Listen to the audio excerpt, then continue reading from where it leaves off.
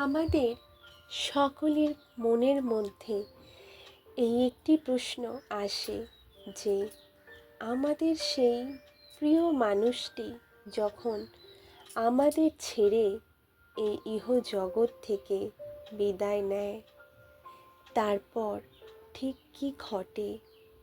তিনি কি আমাদের দেখতে ও শুনতে পান? মৃত্যুর পর কি সব শেষ, নাকি তারপরও কিছু আছে?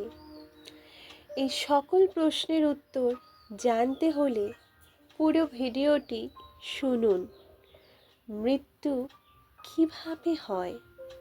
মনুষ্য দেহ যখন বিকল হয়ে যায়, তখন সেই দেহ মধ্যে থাকা আত্মা সেই সূক্ষ্ম শরীরটি নিয়ে দেহ থেকে বাইরে বেরিয়ে আসে।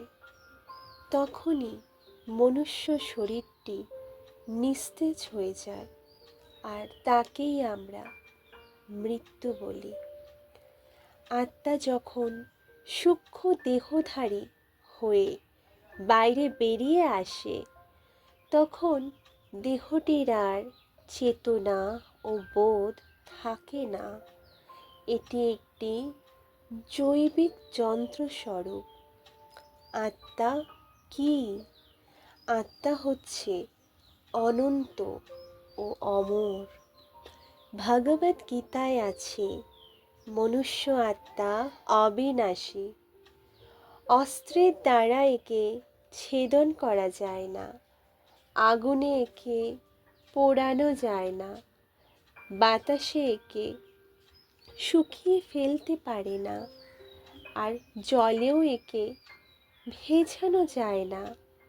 মানুষ যেমন পুরনো বস্ত্র ত্যাগ করে নতুন বস্ত্র গ্রহণ করে, মৃত্যুও ঠিক একই প্রকার।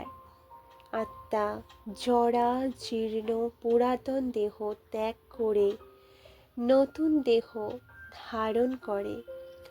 মৃত্যুর পর আত্মা পঞ্চ ইন্দ্রিয়ের ক্ষমতা, সূক্ষ্ম শরীর, বুদ্ধি ও মনের স্তর নিয়ে বেরিয়ে যায় এবং সেই বিদেহীরা গন্ধ, স্বাদ অনুভব করতে পারেন।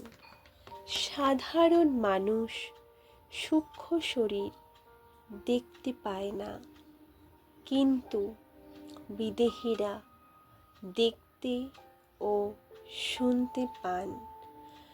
বিজ্ঞানসম্মতভাবে পরলোক তত্ত্বের সাধনা ও গবেষণা করার উদ্দেশ্যে লন্ডনে 1885 খ্রিস্টাব্দে সোসাইটি ফর দি সাইকিক্যাল রিসার্চ নামে একটি সংসদ স্থাপিত হয়।